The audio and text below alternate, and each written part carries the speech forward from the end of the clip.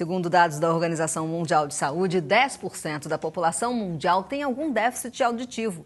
No Brasil, calcula-se que 15 milhões de homens e mulheres tenham algum tipo de perda auditiva e que 350 mil pessoas nada ouçam. A perda de audição é a terceira deficiência que mais acomete a população brasileira. Às vezes, os profissionais sugerem um aparelho auditivo. E com o avanço da tecnologia, hoje existem modelos modernos e mais discretos que aquele velho conhecido. Para conversar com a gente sobre este assunto, convidamos o otorrinolaringologista, doutor Ende de Oliveira Vicente. Boa tarde, doutor. Seja bem-vindo. Boa tarde a todos. O senhor ouve a gente direitinho? Ouço. Maravilha. Então, vou começar aqui. Quais os indícios, doutor, mais evidentes, né, da perda da audição? Então, vai depender muito da idade do paciente, mas normalmente a perda auditiva pode começar com um zumbido, uma desatenção da pessoa, a pessoa de mais idade acaba perdendo a audição, já pela senilidade, acaba se isolando um pouco mais dos outros. Aquela criança que está no colégio não consegue acompanhar, tem um desenvolvimento das outras crianças. Em criança é mais difícil a gente perceber, né? Mas normalmente em adulto é isso, o paciente pode ter um pouquinho de zumbido, um pouquinho de desatenção, mais ou menos isso. Quais são os agentes externos que mais agridem a audição? Sem dúvida nenhuma, ruídos intensos, né? Então hoje em dia é muito comum shows, os concertos e tudo mais.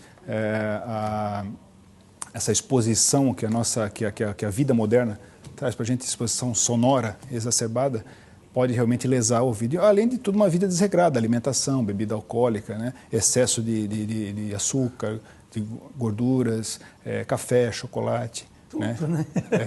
Tudo que é bom, né? E aquele aparelhinho que o pessoal, a garotada agora usa para ficar ouvindo música também? Então, tudo isso também pode ser maléfico. Então, todo som, por exemplo, uma exposição de maior ou igual a 85 decibéis por um período de maior de 8 horas, pode lesar, já lesa o ouvido interno. Então, às vezes esses iPods, alguma coisa, essa juventude, a moçada fica escutando isso o dia inteirinho, né? E realmente isso pode ser prejudicial. Agora, todo problema auditivo pode gerar uma surdez? Não. Não, a surdez seria assim, classificação, definição. Surdez é aquela audição não funcional. O paciente não consegue, um aparelho auditivo convencional, com amplificação, não consegue escutar nada, né? Tem surdez, tipos de surdez que elas são progressivas, pode ser rapidamente progressiva, pode ser lentamente progressiva, pode ser súbita, né? E tem vários graus, né? Normalmente, na grande maioria das vezes, as doenças progressivas não levam a uma surdez total, mas pode acontecer, né? E, doutor, existem exames que podem prevenir a perda de audição? Assim, prevenir, assim, como uma...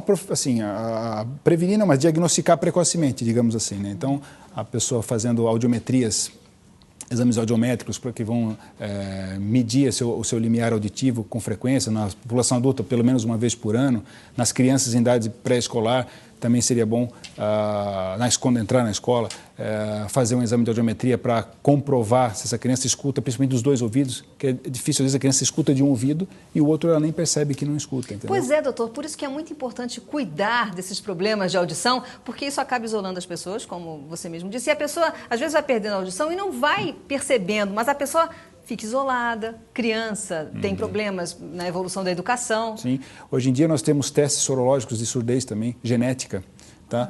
Que a criança quando nasce já pode fazer o teste do pezinho, o teste do pezinho ampliado, para já ver também se tem uma predisposição genética a ter surdez.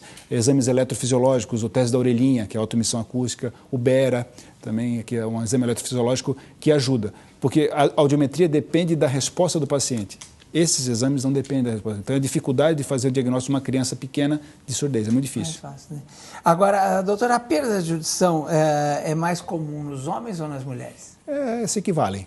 Tem doenças genéticas, por exemplo, que são mais comuns em mulheres, outras mais em homens, mas de um modo geral, se essa pessoa ficar, por exemplo, uma pessoa nasce normal, ficar exposta a esse ambiente barulhento que a gente vive e tudo mais e tal, uma vida desregrada e uma predisposição, por exemplo, paciente com diabetes, pressão alta, vai ter uma saúde auditiva deficiente. Doutor, uma pergunta que eu acho muito importante. A perda de audição está ligada ao estado emocional? O estresse pode causar tudo, né? Depressão? Pode. Assim, na verdade, outra coisa que é muito comum associada à perda auditiva é o zumbido, né? O zumbido até pode levar a pessoa com zumbido incapacitante, pode levar a pessoa a ter uma depressão. Eu já vi pessoas relatarem esse zumbido, e isso daí não tem cura? Existe o modo de... A gente tem que ter, como médico, a obrigação de tentar descobrir a causa e tentar amenizar esse sintoma do paciente. Atrás de um zumbido eu posso ter um diabetes, posso ter uma pressão alta, posso ter um tumor, pode ter uma doença degenerativa. Eu tenho, como médico, tenho que fazer o diagnóstico. Fazer um diagnóstico, eu vou propor para ele esquemas terapêuticos para tentar amenizar esse sintoma, que é um sintoma, não é uma doença, né? Isso seja bem claro. Claro. Agora, doutor, hoje em dia existem aparelhos mais modernos, mais discretos do que aqueles antigos que a gente conhecia? Leão, antigamente eu usava aquelas caixinhas grandes, mas então, hoje em dia está cada vez miniaturizando mais esses aparelhos e a tendência é evoluir cada vez mais. A gente tem praticamente qualquer tipo de perda auditiva pode ser reabilitada, né? Tá. Uma perda com aparelhos auditivos convencionais que a gente conhece, que estão cada vez diminuindo mais, e nem por isso a sua eficiência está ficando prejudicada, muito pelo contrário. Esse aqui totalmente dentro do canal, esse aqui retroauricular, quase imperceptível, né? Com controles remoto. Controle remoto. A pessoa deixa esse controle no bolso e aumenta o volume. Uma conectividade também importante para o Bluetooth, wireless, que é para, por exemplo, toca o telefone, ele só aperta um botão, já tem no telefone. Então, quer dizer, existe um estigma. O surdo com aparelho auditivo, poxa, não é a mesma coisa que a pessoa usar óculos. O óculos, bota um óculos fashion, fica mais bonito, o aparelho auditivo não funciona desse tipo. E outros aparelhos para surdez, para a pessoa que nasce totalmente surda, né, que são os implantes cocleares, que estão muito em voga hoje em dia, esse assunto, onde se faz um procedimento cirúrgico. Implante coclear. A pessoa não escuta, é uma surdez severa profunda, que são 350 a 400 mil no Brasil, mais ou menos, né, e que não consegue se beneficiar do uso de aparelhos convencionais. Então, faz-se uma cirurgia para colocar essa unidade interna por baixo do couro cabeludo, certo? Esse eletrodo é colocado dentro do caracol da audição, fecha-se a pele normalmente e depois só fica essa unidade externa aqui, conectada via ímã, radiofrequência. Então, o som vem transmitido em corrente elétrica, essa corrente elétrica vai até o nervo auditivo, estimula e dá a sensação de som. Que eu posso ter a maior tranquilidade de ficar com controle remoto também, dependendo do ambiente, né? E também tem alguns tipos de aparelho que eu consigo até nadar com eles sem problema, totalmente à prova d'água. Doutor, quer dizer que então hoje não existe mais surdez? Existe surdez, mas assim, com certeza o paciente surdo tem uma gama de opções muito maior e a tendência é cada vez mais, né? Nossa, que notícia maravilhosa. E quanto antes a pessoa tratar, melhor. Então, hoje, por exemplo, eu vejo também uma diminuição muito grande de surdos mudos, né? Porque a pessoa já aprende a falar desde cedo. Sim, sim, sim. Com certeza. E tem até a linguagem de sinais, né?